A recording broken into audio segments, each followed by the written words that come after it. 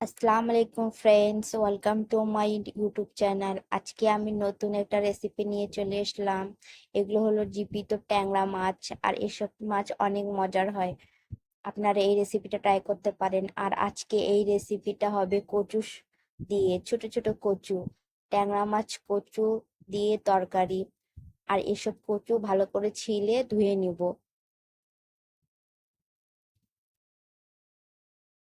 তারপর এখানে কিছুটা গরম মশলা নিয়ে নিব, জিরে, গোলমরিচ, লং, বড় এলাচ, ছোট এলাচ, দারচিনি।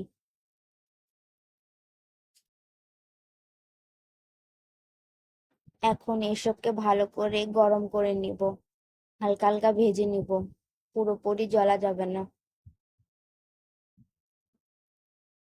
তারপর এটাকে ঢেলে নিব। আর এখানে নিয়ে নিয়েছি মরিচ কুচি, পেঁয়াজ কুচি, রসুন কুচি। আর এসবকে ভালো করে ধুয়ে কচুতে দিয়ে দিব। সুন্দরভাবে ধুবো আর কচুতে সবগুলো দিয়ে দিব। আর যত এগুলো বেশি করে দেওয়া যায় ততই বেশি মজা হয়।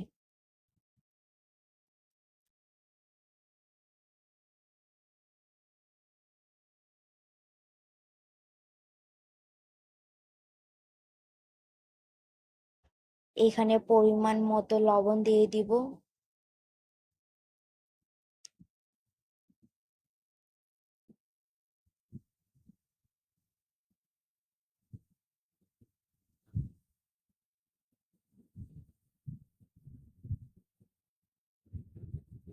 তারপর এখানে হলুদ গুঁড়ো দিয়ে দিব।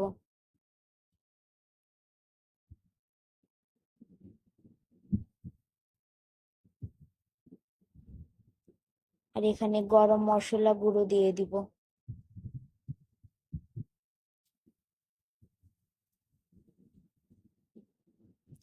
আর এসব সমস্ত ভালোভাবে হাত থেকে ম্যাশ করব।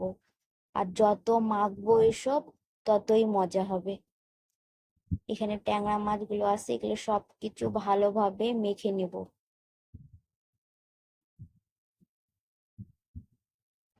এখানে কিছুটা তেল দিতে হবে, তেলের ভিডিওটা স্কিপ হয়ে গেছে।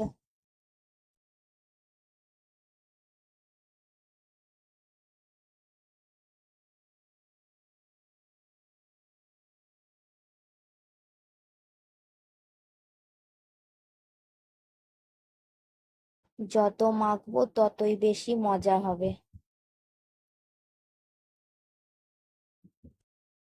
তারপর এখানে ট্যাংরা মাছগুলো দিয়ে দিব সমস্ত। ট্যাংরা মাছগুলো দেখতে খুব সুন্দর লাগে। আপনারা বাসায় এভাবে ট্রাই করতে পারেন। এসব সবগুলো মিলিয়ে দিব।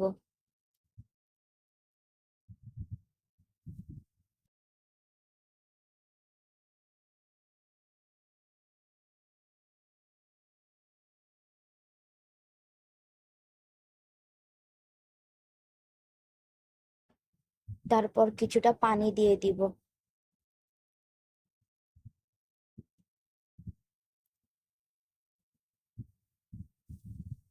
আর এই রান্না হতে বেশি সময় লাগে না, এই রান্না ঝটপট হয়ে যায়। এটা এখন সিদ্ধ করতে দিয়ে দিব। এই তো সিদ্ধ হয়ে গিয়েছে। আর আমি মাঝে মাঝে ঢাকনা খুলে খুলে নেড়ে দিয়েছিলাম। এইভাবেই সিদ্ধ হবে আর এইভাবেই কিছুটা পানি থাকবে। আপনারা যতটুকু ঝোল খেতে চান। আর এটা কচু এমনিতে পানি টেনে নিবে। আস্তে আস্তে নাড়তে হবে যাতে মাছগুলো ভেঙে না যায়।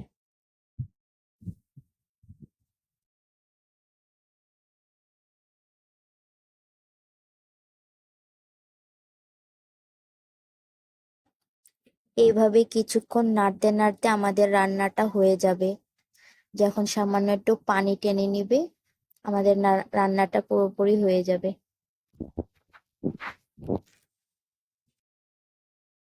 এই তো আমাদের রান্নাটা হয়ে গিয়েছে। আর আপনাদেরকে এই রেসিপিটা যদি ভালো লাগে, প্লিজ আমার চ্যানেলটিকে সাবস্ক্রাইব করে দিয়েন আর আমার পাশে থাকিয়েন। এইভাবে নতুন নতুন ভিডিও পাওয়ার জন্য আপনারা আমাকে কমেন্ট করতে পারেন। ধন্যবাদ বন্ধুরা।